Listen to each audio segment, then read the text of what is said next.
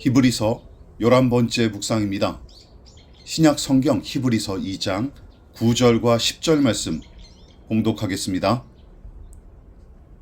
오직 우리가 천사들보다 잠시 동안 못하게 하심을 입은 자, 곧 죽음의 고난 받으심으로 말미암아 영광과 존귀로 관을 쓰신 예수를 보니, 이를 행하심은 하나님의 은혜로 말미암아 모든 사람을 위하여 죽음을 맛보려 하심이라. 그러므로 만물이 그를 위하여 또한 그로 말미암은 이가 많은 아들들을 이끌어 영광에 들어가게 하시는 일에 그들의 구원의 창시자를 고난을 통하여 온전하게 하심이 합당하도다. 히브리서의 저자는 예수님을 구원의 창시자 혹은 구원의 지도자, 구원의 창작자나 창조자로서 명명합니다. 즉, 죄인을 저주와 사망과 심판에서 복과 생명과 구원으로 인도하는 인도자, 또는 무에서 유를 창조하시고 어둠에서 빛을 비추셨던 것처럼 죽음을 이기는 생명과 심판을 초월하는 구원으로 인도하고 그것을 생성하는 분으로 강력히 선포하고 있죠. 이처럼 예수님은 삼위일체 하나님의 한 분으로서 그분의 신성과 능력은 그 자체로도 완전하십니다. 그런데 10절의 내용이 조금 의아하죠. 왜냐하면 성부 하나님께서 구원의 창시자인 예수를 고난으로써 완전하게 하신다 하고 기록한 까닭에 마치 예수께서 불완전하고 아직까지는 온전하지 못한 분인데 성육신과 십자가의 과정을 통해 완전하게 바뀌셨다 하고 오해할 여지가 다분하기 때문입니다. 그래서 히브리서의 저자는 그런 오해를 사전에 차단하기 위해 구원의 창시자, 구원의 지도자라는 단서를 붙여놨습니다. 자, 이 부분을 유념하십시오. 예수님은 성육신과 십자가 죽음, 다시 말해 죄인의 대속을 위한 고난의 과정을 통과하신 까닭에 하나님의 아들로서 인정을 받고 구세주로서 온전해진 게 아닙니다.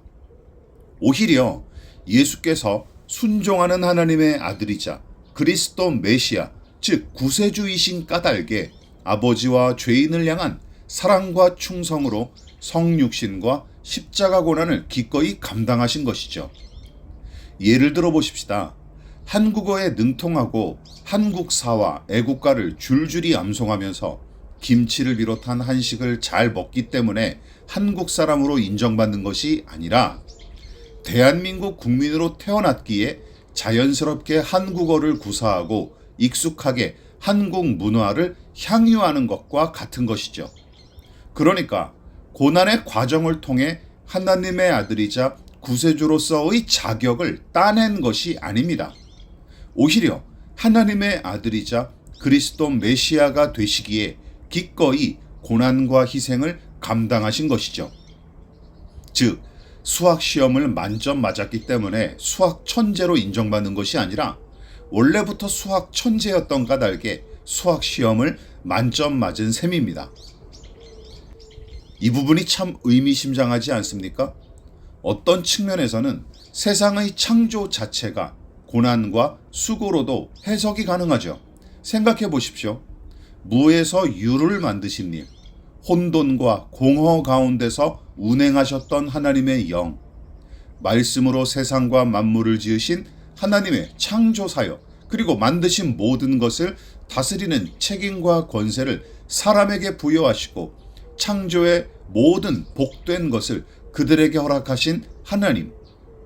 자, 여러분, 그러니까 세상을 창조하실 때부터 이미 삼위일체 하나님은 인간의 복지와 안녕을 위해 기꺼이 수고와 희생을 감당하시는 분으로 성경에 등장합니다. 따라서 타락한 세상과 망가진 죄인의 구원을 위해서도 성부와 성자와 성령께서는 창조하셨을 때와 마찬가지로 수고와 희생을 기꺼이 감당하셨는데, 그것이 바로 아들 예수의 성육신과 십자가 죽음을 통해 다시금 분명하게 증명된 것입니다. 그래서 히브리서의 저자는 하나님께서 많은 자녀를 영광에 이끌어 들이실 때에 그들의 구원의 창시자를 고난으로서 완전하게 하신다는 것은 당연한 일입니다 하고 선언할 수 있었던 것이죠. 우리를 사랑하시기에 우리를 위해 수고와 희생을 마다치 않으시는 하나님, 그 하나님과 영원히 동행하기를 진심으로 기도합니다.